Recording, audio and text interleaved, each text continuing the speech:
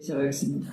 하나님 아버지, 생명의 말씀이 저희들을 인도하여 주시고 주께서 우리들을 이 땅에 살려주신 이유를 말씀을 통하여 보게 하옵소서. 예수님 이름으로 기도드립니다. 아멘. 고린도전서 15장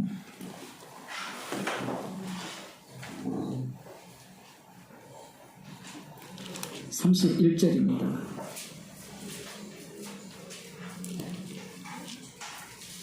신약 성경 283쪽.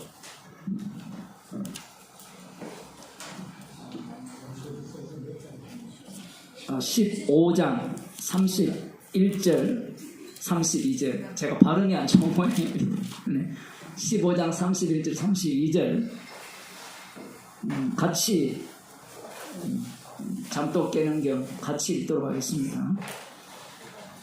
형제들아, 내가 그리스도 예수 우리 주 안에서 가진 바 너희에게 대한 나의 자랑을 두고 단언하노니 나는 날마다 죽노라. 내가 범인처럼 에베소에서 맹수로 더불어 싸웠으며 이게 무슨 유익이 있느뇨?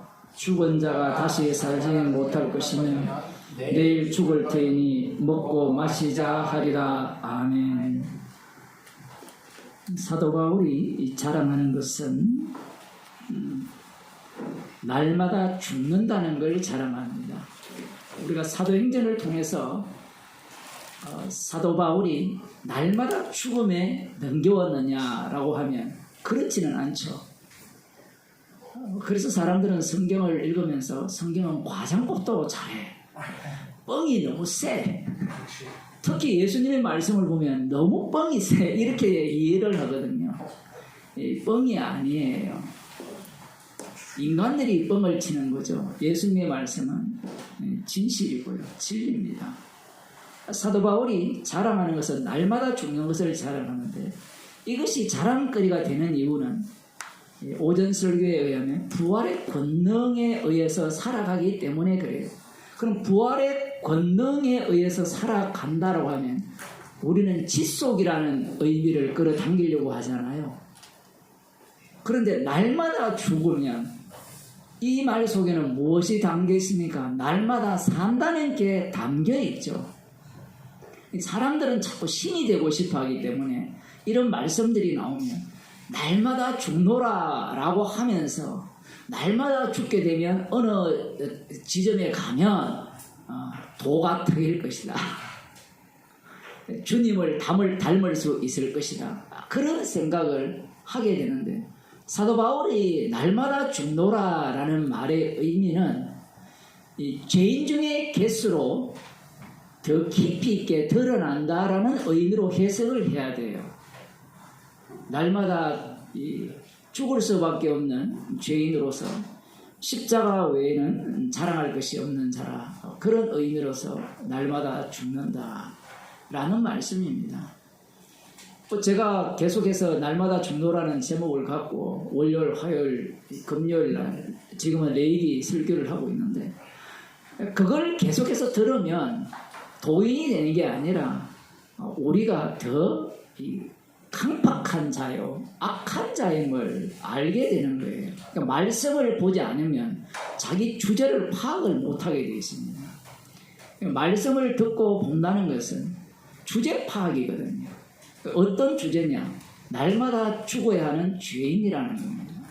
자, 그런데 여기에 보면 에베소 이야기를 하거든요. 에베소에서 어떤 일을 당했는가? 여기에 보면 내가 범인처럼 에베소에서 맹수로 더불어 싸웠으면 내게 무슨 유익이 있느뇨? 죽은 자가 다시 살지 못할 것이면 내일 죽을 터이니 먹고 마시자 하리라. 아까 우리 빌립보서와 이 고린도전서 15장 32절 말씀이 이렇게 같은 이야기를 하는데 어떻게 보면 상당히 다른 이야기를 하는 것 같은 느낌이 드는데요. 사도 바울이 에베소에 연극장이 있다 했잖아요. 거기에 끌려가서 맹수와 싸운 경험이 있느냐라고 질문을 던지면 성경에는 나오지 않습니다. 그러면 진짜 맹수와 싸웠느냐? 그건 몰라요. 모르는데 맹수와 싸웠다라는 겁니다. 그 죽음의 위기 속에 계속해서 내몰렸다는 거예요. 우리가 아는 것은 어떤 내용이었습니까? 아까 우리가 그 빌립보서에 보면 유대인의 강계가 나왔죠. 그죠? 강교한 계략. 거기에 의해서 죽임을 당할 그런 위기에 계속 넘겨오고 그들의 어떤 그 모습을 맹수로 이렇게 비유적으로 설명했다라고도 볼 수 있고요. 아니면 그 우상을 만드는 은감씨를 만드는 그 인물, 그런 인물들이 사납잖아요. 죽이려고 하고 그런 자들과 그 싸웠다라는 표현을 할 수 있습니다. 싸우면 이깁니까 집니까? 무조건 져요. 못 이깁니다. 사도행전에 보면 이기는 경우가 없어요. 이기는 것처럼 보이는데 다 져요. 예수님의 공생애를 보면 맞붙죠. 맞붙으면 이기는 것처럼 보이는데 궁극적으로는 십자가에 못 박혀 죽으십니다.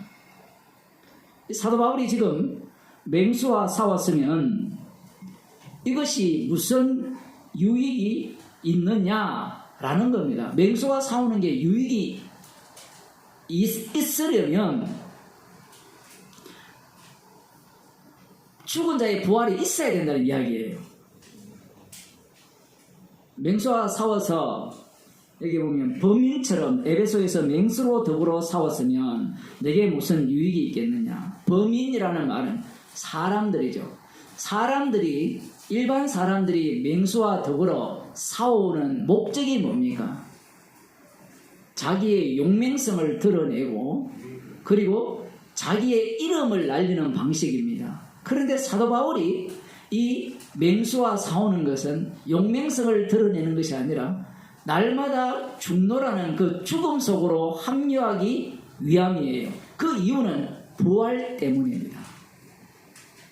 부활을 소망하기 때문에 부활이 있기 때문에 범인처럼 맹수와 싸우는 게 아니라는 이야기입니다. 일반 사람들은 맹수와 싸우는 목적은 부활을 안 믿기 때문에 싸우는 거예요. 살기 위해서 싸우는 거잖아요. 뭐 우리 과거에 민주 말이 투사인데 하여튼 탐욕을 채우기 위해서 그 뭐라고 할까요? 인권을 짓밟는 그런 권력과 싸우는 것은 범인이 싸우는 거예요. 그 최종 목적은 자기가 살고자 하기 위함이에요. 살고자 하는 자에게는 무엇이 없다는 겁니까? 부활이 없다라는 거예요. 근데 사도 바울은 부활이 있다라는 겁니다. 지금 목사님 우리 부활 다 믿고 있는데요. 그런 얘기를 왜 하느냐. 지금 사도 바울이 그 이야기를 하는 거예요. 부활이 있기 때문에 우리들은 범인처럼 맹수와 싸우는 것이 아니라는 거예요.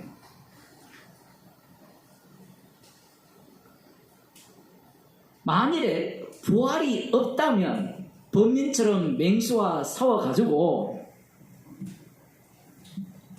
나에게 뭔가 유익이 있는 방식을 취할 거라는 겁니다.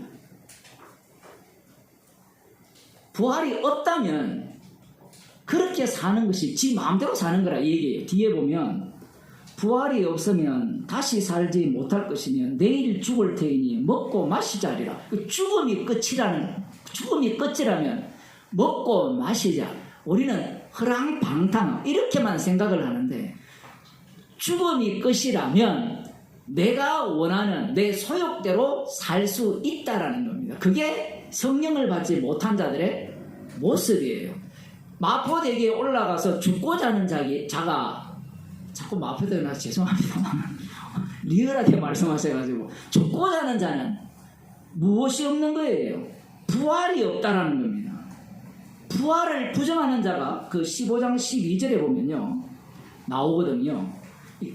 아무튼 희한하죠. 분명히 죽었다가 부활하신 주님을 전했는데 그 교회 안에 부활이 없다라고 하는 자들이 튀어나. 그냥 부활이 없다. 이게 목적이 아니에요. 목적이 뭔가 하면 자기가 이 세상의 주인공이 되어서 자기가 하고 싶은 대로 살기 위해서 부활이 없다라는 겁니다. 그러면 이들은 부활이 없다라고 주장할까요? 있다라고 주장할까요? 있다라고 주장해요. 반대도 성립이 돼요. 제가 말을 너무 꼬가지고 12절에 보면 그리스도께서 죽은 자 가운데서 다시 살아나셨다 전파되었거든요. 너희 중에서 어떤 이들은 어찌하여 죽은 자 가운데서 부활이 없다느냐. 부활이 없다고 하면 어느 길을 걷지 않겠다는 겁니까? 십자가의 길을 걷지 않겠다는 이야기예요.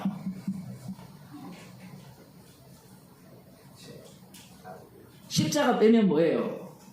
내 영혼아, 내가 먹을 게 많으니까 나를 위해 잘 먹고 잘 살자. 내일 죽을 거니까. 그 죽음 이후에 부활이 없다. 부활이 없다라는 말은 한 번 죽는 것은 사람에게 정한 것이고 그 후에는 심판이 있죠. 제가 이번에 장례식 갔을 때 그걸 딱 준비해서 갔는데 기회를 안 줘요. 제가 권사님한테 그랬거든요. 장례식에서 복음 전하기가 가장 좋거든요. 장례식에서는 복음을 전해도 모두가 다 입을 다물고 들어요. 왜? 죽은 자를 예도하기 때문에. 교회 장으로 하는 줄 알았으면 제 말을 들을지 말지 모르지만 한 번 죽는 것은 사람에게 정한 것이고 그 후에는 우리 김 집사님 장자니까 잘 기억하세요. 이 장례식만 되면요 사람들이 불신자가 돼요. 분위기가 완전히 불신자 분위기로 확 들어가요. 경험해봤죠? 집안에 어른이라는 사람이 나와가지고 뭐 해줄 거 아무것도 없으면서 아니면 또 꼭 불효자가 남의 이야기는 우리 집 이야기입니다. 불효자가 꼭 유언을 지켜야 돼서 화장을 안 해야 되고 묻어야 되고 시작해가지고 반복음적인 이야기를 막 쏟아내거든요.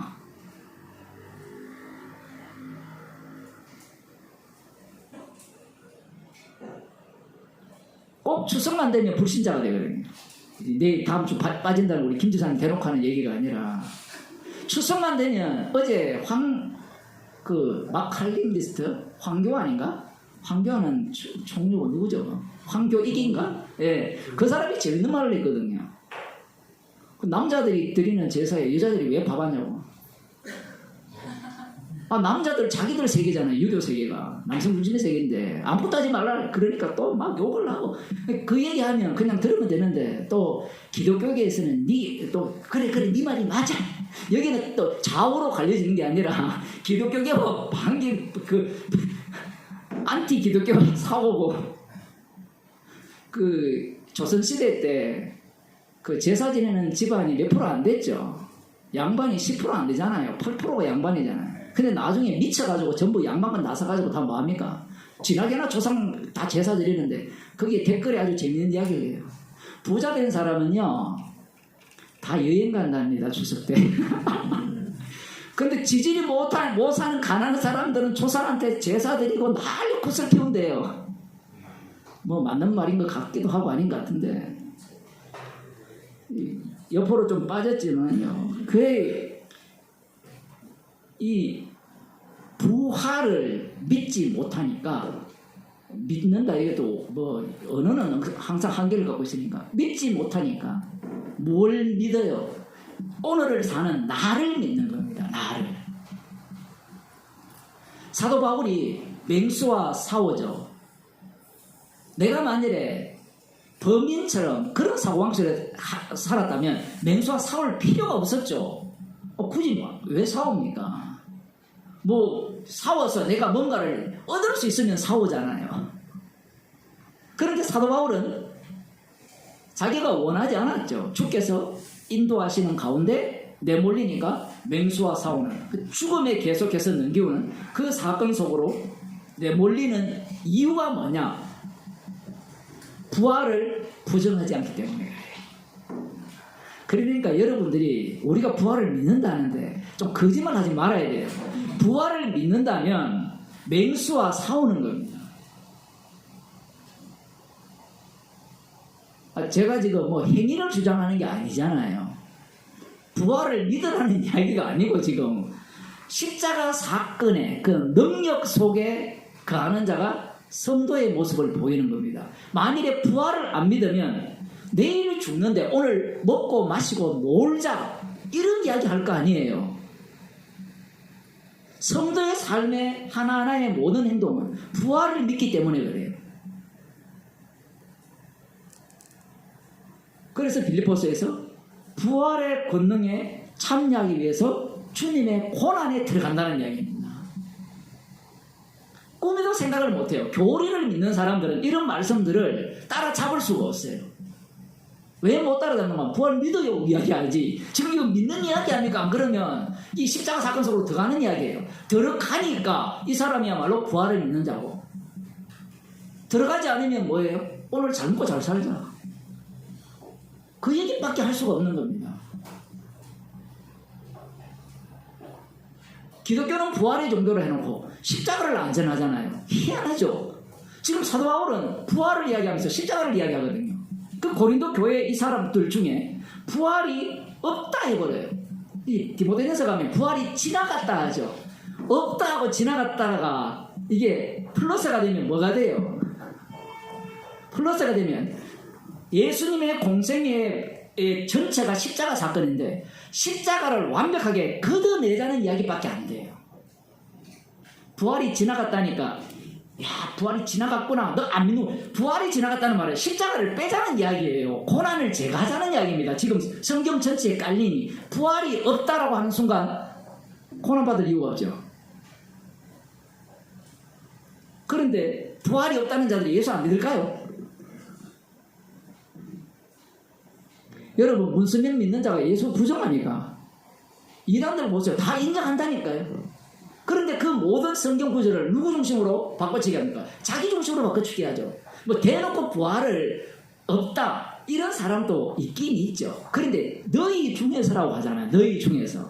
이 부활 이야기가 왜 그렇게 기분 나쁘냐 얘기예요. 우리는 부활 기분 좋잖아요. 맞죠? 그런데 아까 빌립보서 3장이나 여기 보니까 부활이 기분 좋은 이야기입니까? 나쁜 이야기입니까? 육에 속한 자들은 무지무지하게 기분이 나빠요. 부활을 믿는다는 것은 주님의 고난에 참여하는 거예요. 그러면 고난에 어떻게 참여하느냐? 십자가만 자랑하기 때문에 고난에 참여하는 겁니다.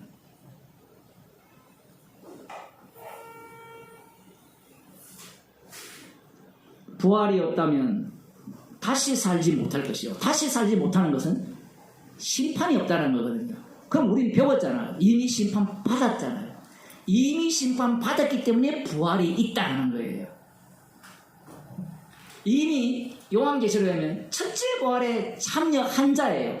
참여했기 때문에 요한계시록의 그 핵심이 그거잖아요. 참여했기 때문에 죽으라. 그 죽음의 현장이 어디입니까? 골고다, 예고. 지금 여러분이 앉아있는 이 자리, 여러분의 직장, 가정, 그곳이 다 골고다예요. 십자가에 못 박히신 현장이 되는 겁니다. 그게 부활에 참여한 자예요. 그래서 계시록 12장입니까? 작은 이후로 예수 안에서 죽는 자들, 우리 한글 성경은 죽는 자들 이렇게 되어 있는데 헬라어 성경을 보면 죽은 자들이에요. 근데 그 헬라어 잘하는 분한테 물어봤어요.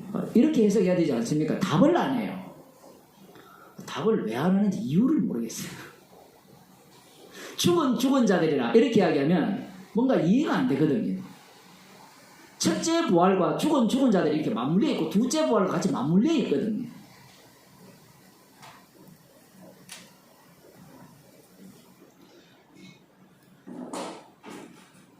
살지 못할 것이면 내일 죽을 테니 먹고 마시자 하리라. 먹고 마시는 게 누구의 태도입니까?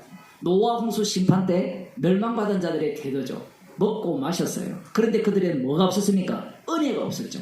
그럼 성도들은 십자가의 증인이죠. 십자가의 증인은 먹고 마시지 않습니까? 먹고 마셔요. 사도 바울도 먹고 마셔요. 그런데 먹고 마시는 게 다 무엇과 관련되어 있어요? 떡을 떼는 것과 연결되어 버려요.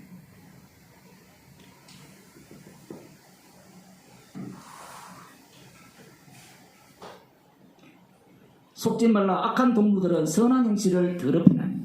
악한 동물들이 부활을 부정하는 거거든요. 근데 그 악한 동물들이 우리 눈에는 선한 동물들이에요. 아니 굳이 굳이 그 부활도 없는데 그냥 내 돈 열심히 벌고 네 하고 싶은 대로 이 땅에 네 꿈을 이루고 살다가 그냥 가면 되지 않느냐. 얼마나 좋은 말이에요. 남을 의식하지 않고 내가 하고 싶은 대로 사는 삶.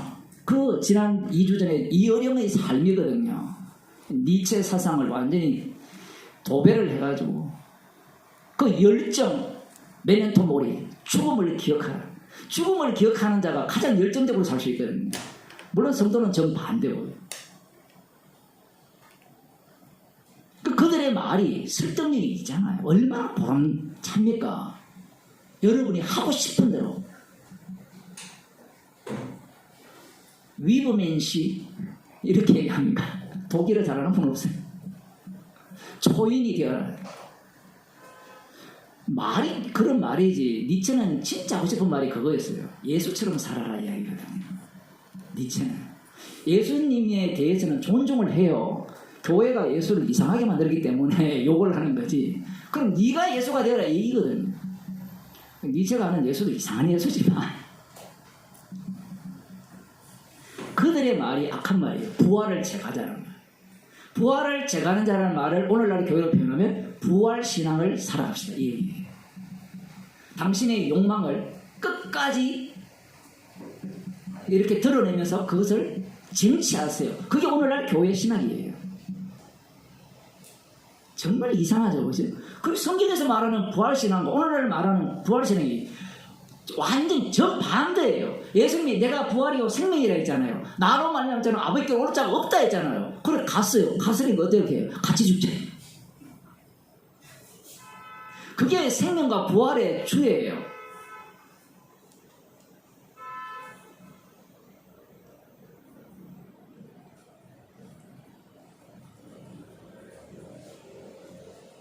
악한 동물들은 선한 행실을 더럽히는 선한 행실이 뭐예요? 십자가를 전가하는 행실을 제거하는 겁니다. 계속 깨어 의를 행하고 죄를 짓지 말라. 하나님을 알지 못하는 자가 있기로 내가 너희를 부끄럽게 하기 위하여 말하노라. 죄를 짓지 말라 하죠. 또 죄를 짓지 말라니까 또 뭐라고 생각합니까 지금? 십자가가 나오려면 죄인이 돼야 되죠. 그런데 이 십자가를 제거하는 것이 죄예요.